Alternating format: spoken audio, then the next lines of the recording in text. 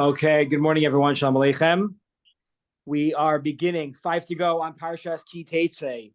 Ki Teitzei is loaded, packed. The most mitzvahs of any single parsha in the entire Torah is Parshas Ki Teitzei. It happens to be the bar mitzvah parsha of Rabbi Yudin. It was also my bar mitzvah parsha, not my official one. My official one is Chukas. I laned Ki Teitzei as it was after the summer when more people were around. So it is close and near and dear to my heart. Let's begin with two thoughts about the mitzvah of Hashavas Aveda. Says Torah the following: Lo tira ashor achicha o et sayoni dachim v'hisalamta mehem hashev tishivim lachicha. The Ashur HaKadosh points out the following: if you look at the mitzvah of the way the mitzvah of Hashavas Aveda is framed, Lo tira ashor achicha, you should not see the ox of your brother or his sheep, nidachim, that they're cast away and they're lost, and you should not cast your eyes away from them.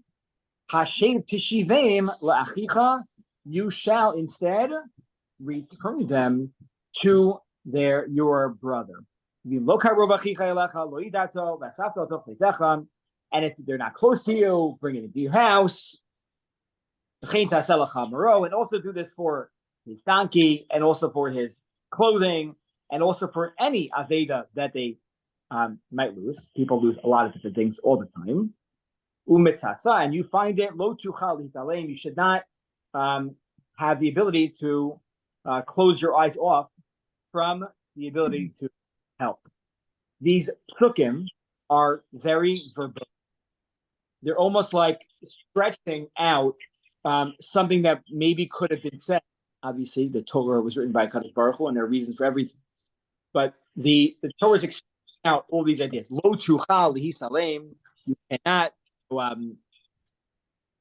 You cannot cast your eyes from it. Hashev tishivim lachicha. It's like repetitive. It goes back on it. Not only your ox, but all different types of animals. The Gemara has drushos for all of these things. Yet, at a very basic level, right? Reading this psukim, why does the Torah need such a stretched out manner? So says the Alshech the following. The Alshech writes that the mitzvah of Hashavas Aveda, while it's a wonderful mitzvah, is very inconvenient. And it's something while if we were on we were the person that lost the item, we would very much want to be have somebody to please mute yourself if you just a little bit. Okay, good. So it would you'd want the person to find it, but if you are the finder, it is just very inconvenient on every level to try to do this. And while we would like to, it takes a lot of time out of our hands, a lot of effort, try to search and find the person. It is difficult. So the reason why the Torah does that this way is to get us excited for the mitzvah, or to express it in a way to show how important this mitzvah is. In fact, he points out, Hashev tishivim. Hashev is, you should return it. Tishivim is, you will return it. Meaning, once you get into the psychology of the mitzvah, and you put yourself in the shoes of the person that lost the item, then it won't just be Hashev, but you'll have more compassion, more mercy, and you'd want to spend the time looking for the item that is lost. I think there's a lot of articles written these days, especially summer. A lot of people are traveling about Apple AirTags. If you're not familiar with them, you should. If you get travel at all, AirTags are very, very helpful at every level because I have them on my keys. Can't find your keys. You press a button on your phone, and they chirp and they make a noise, and you could find them very easily. They attach to anything. So people put them on their luggage. So there was an issue last year, especially, where a lot of airlines were losing people's luggage left and right. It was becoming more and more common. The percentage, I think, is 7 to 10% of all luggage is lost, but the number went up tremendously. So people invested in Apple AirTags. And I just recently read an article where a person spent $4,000 in flights just to find his bag, because the air essentially at a certain point just gives up. They probably have insurance for this. They probably allocate a certain part of their budget. giving people money back for their bags. They don't necessarily, they're not in it in a compassionate level, on a one-to-one service level to help people. Yet we see how invested people are in getting their stuff back, and how important that is to them. One additional point is that I have a cousin that unfortunately passed away, and her name is Debbie Markowitz, and she lived in Har Nof, and she noticed that she ran a listserv in Har Nof. A lot of people couldn't find their tefillin, and in Israel, people are looking for the tefillin, and they put on a listserv. Can you find my tefillin? I left it on this bus. I left it on that train. And she did some digging, and she realized that there was one central location. If tefillin was lost in a public area in Israel, it always brought back to one location.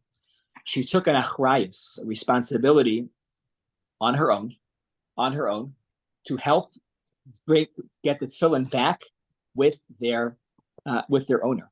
Which tefillin, if you are a man listening to this call, it is something that's highly personal. It's even hard if you left your tefillin at home for one day and you're like away to borrow someone else's tefillin. It's like, it doesn't feel right. It's what you do. You need to do the mitzvah, but it's not the same. It's not the same. And she worked essentially with the government, and she would take pictures of tefillin and spread them through WhatsApp and through different listservs throughout the country to help this mitzvah of Hashavas Veda, to bring people back and reunite them with their tefillin. And it's so unnatural. That's really the Alshich is saying. It's unnatural because it's inconvenient, it's hard, we want to do it, and then, how many people have stuff because we just get stuck. After Shabbos, someone left their coat here, it's that guy, you do a little bit of homework, you don't know who it is, and just you let it be. So says the Alshich, the Torah is trying to encourage us by repeating this mitzvah over and over again, to encourage in this mitzvah. However, this goes into idea number 2. This idea, this is not the first time the mitzvah is recorded in the Torah. If you go too much earlier in the Torah, in Parshas Mishpatim, Parachav Gimel, Pasuk, you will see the following. I'm just going to pull it up. Kisireh, Kamor Sona'acha. Sorry, a slightly different mitzvah. Rovetz Tachas Chadalta Me'asov Lo, Adov Tazovim. So the pasuk also talks about in Mishpatim about somebody's donkey or somebody's ox, but here it's talking about when you find your enemy's donkey or ox crouching, right? They're unloading their donkey. You have to help out. The way the Torah frames this mitzvah here is that you find your enemy's donkey. Here in Ki Tetzei, it's not your enemy's donkey, your enemy's ox, it's your brother's, right? It's your sister's ox or donkey. Why would the Torah change that? And it's so hard to say. Your enemy? Who has an enemy? How can that be? How can that be? So the Meshech Chochmah is very, very powerful here about the time when Mishpatim was written. Mishpatim was written at a time that was pre-Chet Egel. It was before the Jewish people sinned with the Chet Egel. And therefore, since it was the time before they sinned with Chet Egel, the Jewish people were on a very high spiritual and lofty level. They were very holy. They're very holy. And therefore, in that level, if somebody sinned in some severe death, it might have been a mitzvah to HATE, right? To sonate them. It might have been okay in that way to, have a sonate, to have somebody that you hate. Because, and through that, outward hatred, that would hopefully encourage them to come back. That would be a way to help encourage them to come back. However, once the Chet Egel happened, and all the Jewish people on a certain level were culpable for this Avera, we can no longer say that I'm on a higher spiritual level than another Jew. We all have sin within us. It's all just part of us. Some of us a bit more than others. Some of us it's more present or related out than others. But it's something that is common amongst everybody. We all make mistakes. We all.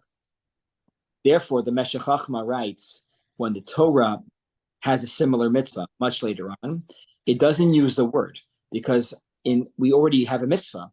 You cannot hate your brother. You're not allowed to hate anybody. That's absolutely awesome. Why? Because we're all equal. We're all equal, and if we don't feel that way, we try to work on ourselves that we should feel that way. In a certain way, we are all equal. Therefore, it's impossible at this moment in time for anybody to feel superior to another Jew on any level, right? We're just coming off of, we're in the Elul Zman, but Elul comes right after the notion of Tisha B'Av. Sinas Chidam is something we need to work on all year round. That's why it switches from Sina to Achicha, from one parsha, many months, Mishpatim, to later on in the Torah. That concept is removed. Maybe at one time it was okay, but definitely not anymore. Definitely not anymore. What always amazes me is that there are just a few psukim in the Torah, and those few psukim serve as like the foundations for an entire Masechta in Shas. Like that fascinates me. It's like unbelievable. Like you have 4 psukim, 3 psukim, and like there's an entire Masechta that try to like uncover and understand those psukim. So we have that here in the beginning of the 25th chapter of Devarim. We have the mitzvah of makos, that there are times when a person would perform a certain sin, and that sin would elicit a punishment of malchus, of lashes. Torah says it in the following way.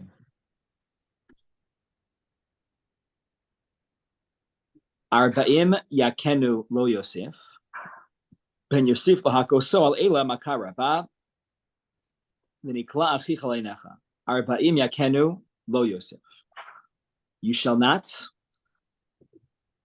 right, for 40, Arba'im yakenu, you should strike him with 40 lashes, but you shall not add to any of those lashes, and he shall be degraded for your eyes. Now, how many lashes can somebody get? Maximum? Anyone know? 39. 39, right? So that is clear from Chazal. Right? However, here, the Torah says very clearly, you get 40 lashes. In fact, the halacha is they evaluate each person. It's very rare to get this Aveira. You have to violate a mitzvah lotase, sheyesh bo ma'isa, that is a positive act. One example of where this violation could be is when you go ahead, if somebody would shave with a razor, that would be an example of where this would play itself, where it's a lav sheyesh bo ma'isa. But how can it be that the Torah says, so they evaluate, they get a doctor, they evaluate how much lashes this person can handle, and they only do it based on threes. So it'd be 3, 6, 9. That would be the max until 30. But how can it be that only 39? Why not 40? Doesn't the Torah say 40 straight up? So the Gemara itself has drushos as to why or how they get to this number 9 and not to 40. Now, Shiur Maharal. The Maharal has a parish to Rashi, super Rashi, called the Gur Aryeh. And he writes the following over here. He says, what does the number 40 represent? 40 represents that there are 40 days, the Gemara in Sota writes, that after a baby is conceived, There are 40 days until that fetus takes shape. There are 40 days, Kineged Arba Yom Shel Yitziras Hablad. There are 40 days until the body takes shape. And until that moment, right, the fetus has no shape as a person. It's the first 40 days. And he writes the following unbelievable thought. He says, when does the baby get a neshama? The Maharal suggests that the baby gets a neshama on day 40, when the completion of the formation of the body is there. Again, this further development needs to happen, but it turns from just a drop into a fetus. It's literally a huge miracle every single time this happens. On day 40, the baby receives the neshama. 39 first days, what are they focusing on? The guf, the body, is being formed. The body is being formed. And on day 40, neshama is there. What does that show you? That 1/40th, right, of the person, at least, is completely untainted. It's completely spiritual. The neshama that we have is a chilek eloka mima'al. It's a part of the Ribono Shel quite literally. Says Maharal, that's why a person can never get 40 lashes, because there's at least a part of a person that will never go off, never be off the earth, never be so far off. As people can make poor decisions in their lives, they could be removed from society.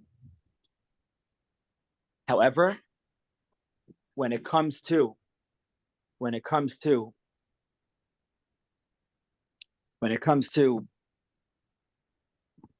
making, defining yourself who you are, there's always a neshama inside of all of us that has potential to bring us back to who we are. And that's the meaning of, that's why it can never be 40 lashes, to inspire all of us into who we can be as people. Okay, so we began with the Hashavas Aveda of the Al Shech HaKadosh. Then we continued with the Gemara of Lo Tira Shor Achicha and Shor Oivech. Then we had Makos 40 verses 39. We continue with the following idea. It's parsha is just loaded. There's so many different things in this parsha. The Torah says the following. The Torah says, Lo yavo amoni amovi b'kal Hashem, gam dor asiri lo yavo lahem b'kal Hashem ad olam.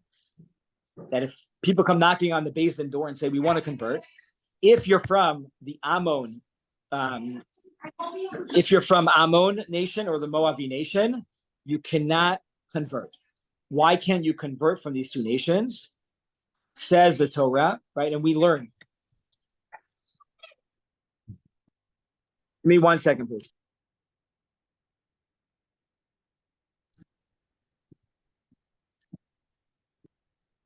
If you're from the Moabite or Ammonite nation, you cannot convert. Why not? The background of all of Megillas Rus is based on these psukim. Can Rus become a convert? She came from Moab. I don't know. Can she convert? Can she convert? So that was Moavi velo Moavia. Al devar shelo kintimu eschem belechem amayim. Why can't they convert? The Torah here gives two reasons. Number one, because they did not give bread and water to the Jewish people when they left Egypt. We were mishpacha. We're related. Ammon and Moab. Ammon and Moab are the children of Lot. They didn't give. We're cousins with them. They didn't give us bread and water. Number two, Vasher Sachar Lachas Bilam Ben Beor Mi Petor Aram Naraim Lakaleka, because they hired Bilam to curse us. Right? So why does the Torah need to give us two reasons? One reason is not good enough. Right? Number one, they didn't give us bread and water. Number two, they hired Bilam to wipe us off the map. Isn't one reason good enough? Is that enough? So in previous years, I shared with you the Duvda Maggid. The Duvda Maggid says something amazing. He says, when they said we can't give you bread and water, they very reasonably could have said, sorry, we don't have any money. We can't afford it. Right? Someone comes to your door, right? An organization knocks on your door and says, we would like you to help us out and support our organization. You say, I have nothing, right? Okay, having nothing, what does that mean? So this organization, right, the Jewish people came to Amnon and said, we have nothing. But yet, what happens a little while later? They have a tremendous amount of money, an unlimited amount of resources to give it to Bilam to curse the Jewish people. You see that their values are so tainted that they won't give it to a starving nation, but they will give it to curse and destroy that whole nation. That is the idea, right? You see how value itself plays a role here, and the values are just inconsistent from one time to the next. The Rav Yaakov Naiman, Darchei Musar, says something very, very beautiful. This is quoted in Rabbi Abraham J. Twersky's Sefer on Chumash. Says that the notion that one nation wants to completely annihilate, destroy an entire nation is completely cruel.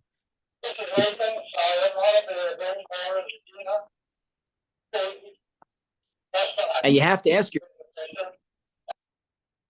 like, where does that come from? Where does that come from, that notion to try to destroy somebody? It doesn't come from nowhere. It doesn't come up because one day a nation decides to do that.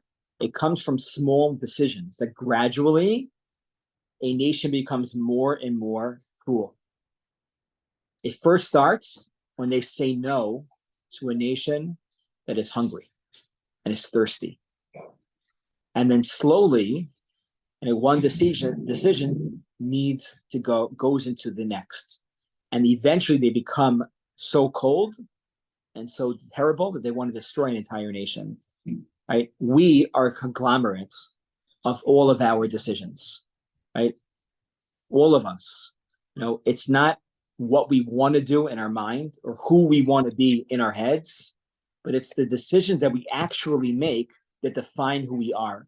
And I'm sure we can go back to decisions that we made that looked very, very small and inconsequential, but those put us on a different path to hopefully become better people. You see from here the inverse. One small decision, maybe a decision about how we act towards other, a foreign policy decision, affect them to the point where they spent, they wanted to destroy an entire nation.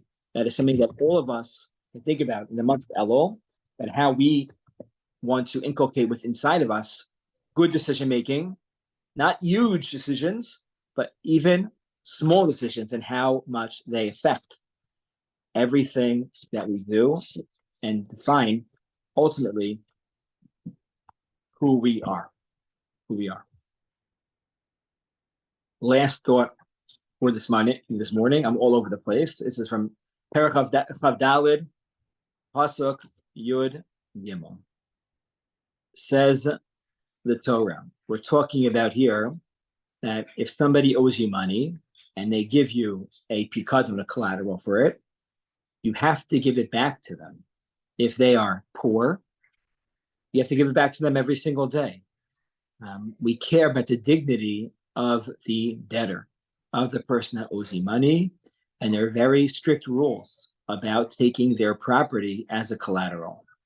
And the Torah says the following: Hashev tashiv lo es havot kivo hashemesh, v'shacha b'samato uveirachekam. You shall return the collateral to him when the sun sets, meaning if it's like a blanket or a pillow or a mattress, and that's all they can give you, you have to give it back to them at night.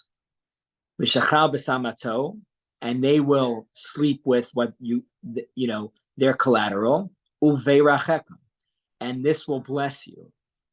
Ulecha tiyeh tzedakah lifnei Hashem Elokecha, and you shall know that this act of tzidkus, this is not what the nations of the world do when it comes to collaterals, but Hashem, this will be an act of righteousness, right? An act of tzedakah before Hashem, your God. Before Hashem, your God. Says Menachem Tzion something very, very beautiful. Ulecha tiyeh tzedakah, this will be tzedakah, period. What's the Fnei Hashem Elokecha? Rak shedakah shenitzata tishar lecha kasher tofil lifnei Hashem Elokecha.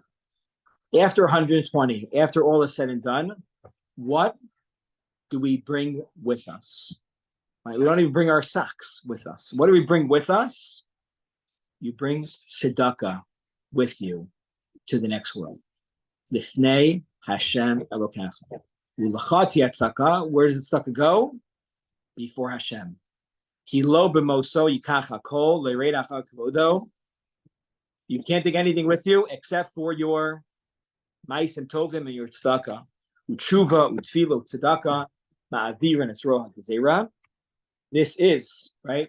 This is one thing that we do take with us to the next world. With that, I wish everybody a wonderful Shabbos and a great day.